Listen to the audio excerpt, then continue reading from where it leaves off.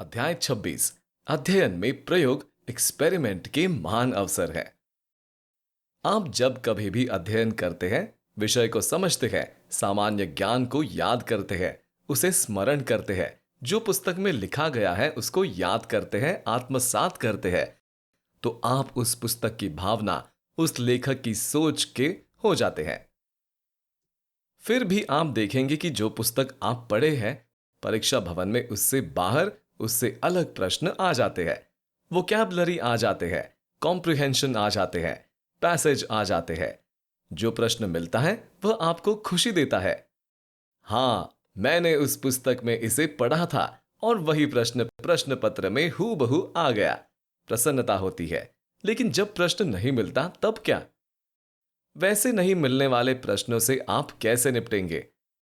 मान ले कि आपने एक पुस्तक एक्स प्रकाशन का खरीदा और उसको TR² फॉर्मूला लगाकर कंठस्थ कर चुके हैं। उसके बाद भी कुछ प्रश्न परीक्षा में छूट जाते हैं। उसको पूरा करने के लिए आप किसी दूसरे वाय प्रकाशन का पुस्तक खरीदे, उसको कंठस्थ करे, उसको बनाए, उसको प्रैक्टिस करे। इंग्लिश वोकैबुलरी के लिए रोज इंग्लिश समाचार पत्र का प्रथम पृष्ठ, संपादकीय पृष्ठ और खेल पृष्ठ पढ़े।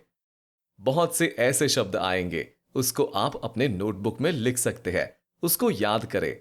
जाने अनजाने, जाने पहचाने बहुत सारे ऐसे शब्द आते रहते हैं और उसको आप याद भी करते रहते हैं, फिर भी आप भूल जाते हैं। लेकिन उसको आप जितनी बार पढ़ेंगे, अपने याददाश्त में लाएंगे, अपने ख्यालों में लाएंगे, फिर भूलेंगे, फिर लाएंगे, फिर लिखेंगे, फिर बोलेंगे, फिर लाएंगे, फिर भूलेंगे, फिर बोलेंगे, फिर लाएंगे, फिर लिखेंगे। एक समय ऐसा आएगा कि वह हमेशा के लिए आपके मस्तिष्क में रहेगा, आप नहीं भूलेंगे। उदाहरण, आप अपने स्कूल का पहला दिन कभी नहीं भूलते। कोई बदमाशी आपने अपने दोस्त के साथ स्कूल में किया और शिक्षक ने बुलाकर आपकी कैसी खबर ली, कैसे आपने जवाब दिया, वह आप कभी नहीं भूलते। ऐसा इसलिए होता है कि आप अपने स्कूल में हुई उस घटना को बार बार याद करते हैं, उसे अपने मस्तिष्क में जीवन पर्यंत लाते रहते हैं। इसी तरह परीक्षा में छूट गए उस प्रश्न के साथ होता है, जो बार बार आपके मस्तिष्क में वर्षों टीस मारता रहता है, आपको वेदनापूर्ण याद दिलाता रहता है कि मैं वही प्रश्न हूं जो तुमसे परीक्षा भवन में छूट गया था। मुझे पहचानते हो ना? मेरे सैकड़ों सहोदर भाई बहनें हैं, पूरा खानदान है जो तुम्हारी अगली परीक्षा में रूप बदल कर आएंगे। अगली बार सावधान रहना। इस कारण उस प्रश्न को भयाक्रांत होकर, हॉरर स्ट्रिकन, आप अपने मस्तिष्क में बार बार लाते हैं।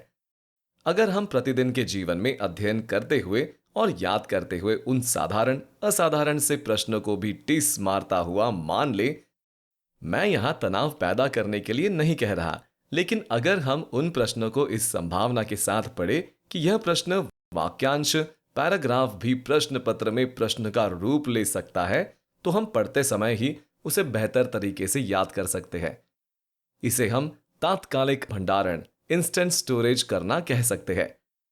मैं वाय प्रकाशन की पुस्तक को पढ़ने के लिए इसलिए भी कहता हूं क्योंकि जब आप वाय प्रकाशन की पुस्तक को पढ़ते हैं तो आप उसे एक्स प्रकाशन की पुस्तक के साथ सह संबंध स्थापित, कोरिलेट करना शुरू कर देते हैं। इस तरह से नई चीजें चटकर मतकर आपके मस्तिष्क में आती है, जो आपको परीक्षा भवन में फायदा पहुंचाती है। निष्कर्षतः अध्ययन में प्रयोग एक्सपेरिमेंट के महान अवसर है। अगर प्रतियोगिता कठिन होता जा रहा है तो आपके पास विकल्प खुले हैं। आप एक पुस्तक TR² फॉर्मूला लगाकर पूरा पढ़ जाते हैं। अब यही चीज वाय प्रकाशन की पुस्तक के साथ करें। प्रत्येक लेखक एक ही विषय पर जब पुस्तक लिखता है, वह पुस्तक उस लेखक की सोच का उत्पाद होता है।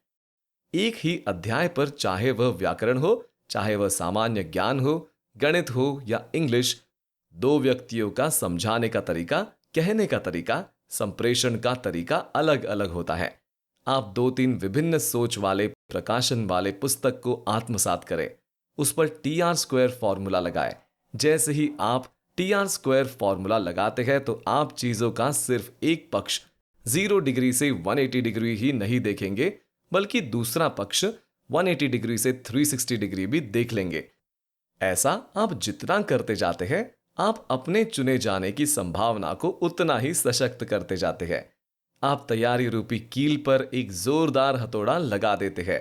इसलिए जितना चाहे पुस्तक पढ़े, सुने, विषय को समझे और प्रैक्टिस करें। एक ही विषय पर अलग अलग प्रकाशन को पढ़े। 180 डिग्री की जगह 360 डिग्री का नजरिया अपनाए, और यह नजरिया अपनाने की प्रक्रिया धीरे धीरे नहीं होना चाहिए। पहले 0 डिग्री से 180 डिग्री देखे, फिर 180 डिग्री से 360 डिग्री देखे, फिर 0 से 180 डिग्री देखे, फिर 180 से 360 डिग्री देखे, फिर 0 से 180 डिग्री देखे, फिर 180 से 360 डिग्री देखे। बार बार देखते रहे। आप इसको एक चक्रीय क्रम में दोहराएं। दोहराने की प्रक्रिया तीव्र होनी चाहिए।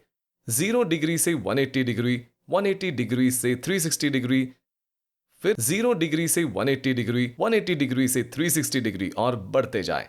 आप 180 degree, 360 degree, 540 degree, 720 degree, 900 degree, 1080 degree बनाते जाए। इसको दोहराने का समय 15 दिन है तो उसको 10 दिन पर लाए। अगर 10 दिन है तो उसको 5 दिन पर लाए। अगर 5 दिन है तो 3 दिन पर लाए। अगर 3 दिन है तो 1 दिन पर लाए। अगर 1 दिन है तो उसको 6 घंटे पर लाए। अगर 6 घंटे है तो 3 घंटे पर लाए। अगर 3 घंटे है तो 1 घंटे पर लाए।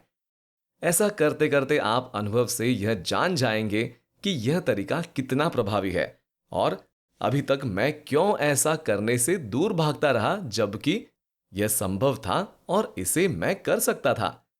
विश्वास करें, प्रत्येक चक्र मंथन के बाद आप कुछ नया सीखेंगे।